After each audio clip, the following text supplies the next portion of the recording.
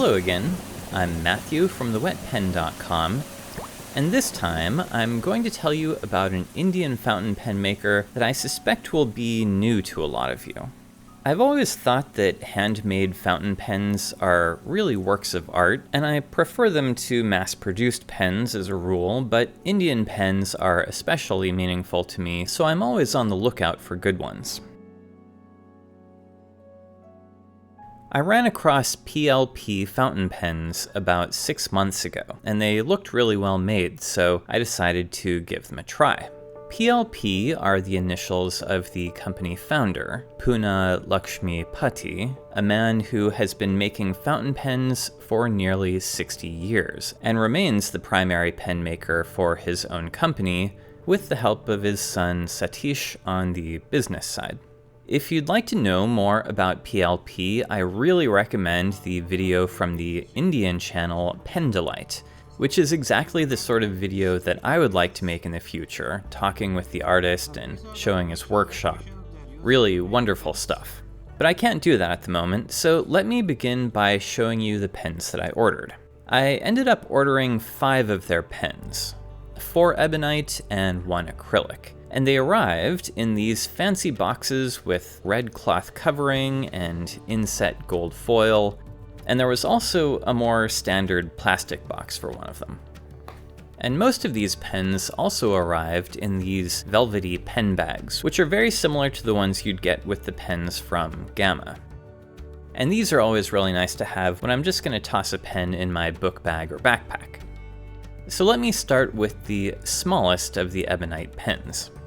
This little fellow is the PLP 008 model, and like all of the PLP pens, this one is available with lots of different options. I chose the brown and black ebonite, and I have to say, I own quite a few ebonite pens, but I don't think that any of them have had such consistently excellent finishes as these PLP pens. Even on this pen, the smallest one, which costs only 950 rupees, that's about $11 US, the finish is perfectly smooth and glossy, with no rough edges or flaws. And this is a really nicely patterned ebonite. This one has a chrome clip with the PLP initials on the top, and the clip is stiff but functional.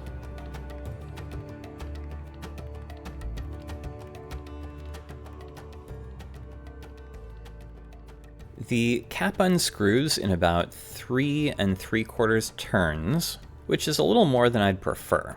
But the threads do feel very well made. They don't grab and slip as you turn like a lot of ebonite caps do, and the threads hardly protrude above the grip. They're perfectly comfortable. The section is an unusual shape, something like an hourglass, but it works really well for a pen of this size.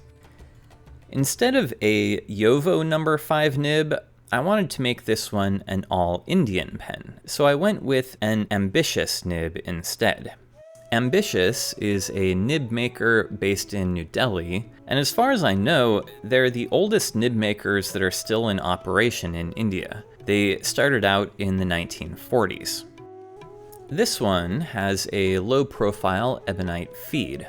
If I had chosen a JoWo nib, this would have been available with a cartridge converter, but with the ambitious nib, this is only available as an eyedropper-filled pen. The threads between the grip and the body are fine and wonderfully made.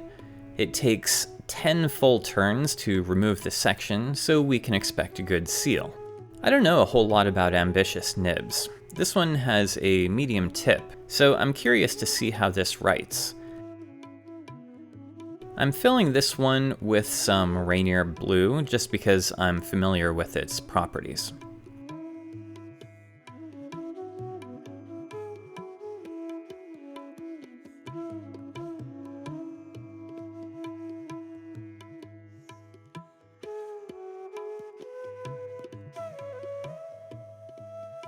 Not bad. I'd say that the tip of this is a little bit more on the fine side than medium, but it feels really nice. It's not scratchy at all, but there is a little feedback. It feels a bit like writing with a pencil. I think I like this nib. The cap of this pen does post, incidentally. It's fairly deep and secure, which makes the pen a better length for my hand, and since it's not too long, the fact that it's a little bit back-weighted that way doesn't really matter. Okay, next up is a medium-sized ebonite pen. This model is the PLP Scenic in chocolate black. Again, the polish on the ebonite is among the best that I've ever seen, and the ebonite itself is really nicely patterned. This model is available with either flat ends or rounded ends, and I chose the rounded this time.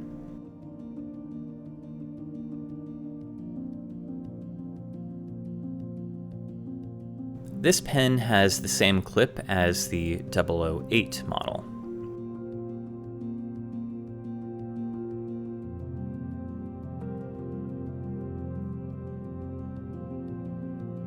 The cap, though, unscrews in just under 2 full turns, which is about perfect in my book.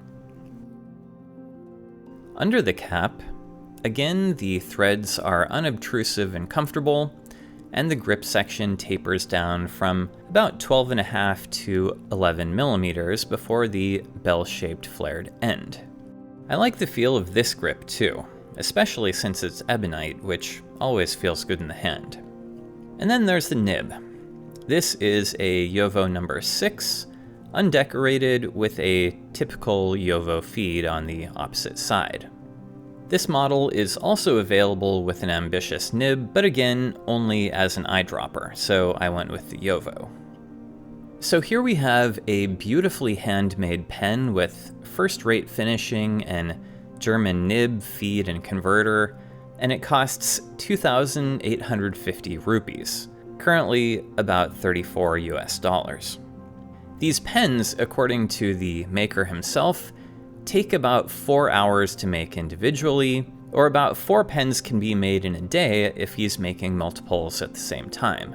In either case, we're getting a really great price for the amount of work that is going into each pen. Anyway, this JoWo is a broad nib, and even though we all know how a JoWo nib writes, I'll give this a quick test drive. Along with some guitar ink. This one is Nostalgic Honey.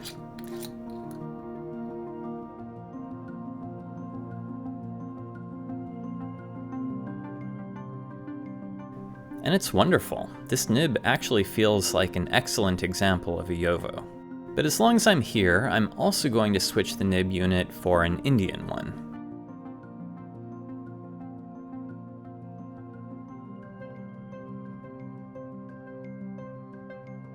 This is a Canwrite double broad stub nib that I've put into a JoWo nib unit.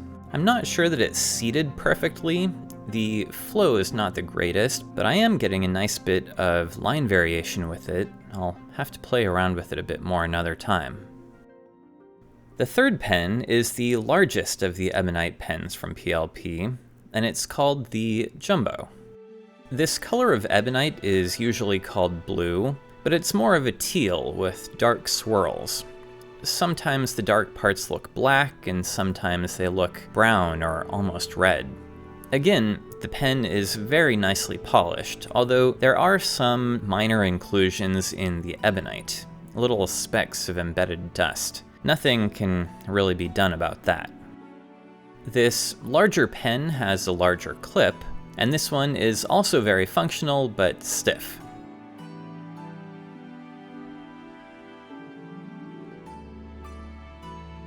The cap is rounded at the top and also at the bottom, and the body of the pen is rounded at the bottom, and also tapers at the top where it meets the cap.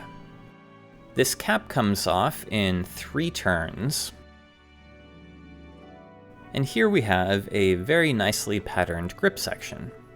It's a bit thicker than most sections on a pen with a number 6 nib. This one is very similar to a Jinhao 9019. And just to have something a little different than usual, I opted for an ambitious nib in this pen. This one is larger, roughly a number 6 size, also with a low-profile ebonite feed. I believe that this is a medium tip. This pen is also an eyedropper fill, so let me see if I can find a suitable ink for it. I'm going to fill this with a Krishna ink called Poika. Now this nib is definitely more like a medium, on the broad side of medium maybe. And this one feels much more like a nicely polished JoWo nib. Very modest feedback and nice and smooth. And this pen cost $23 US.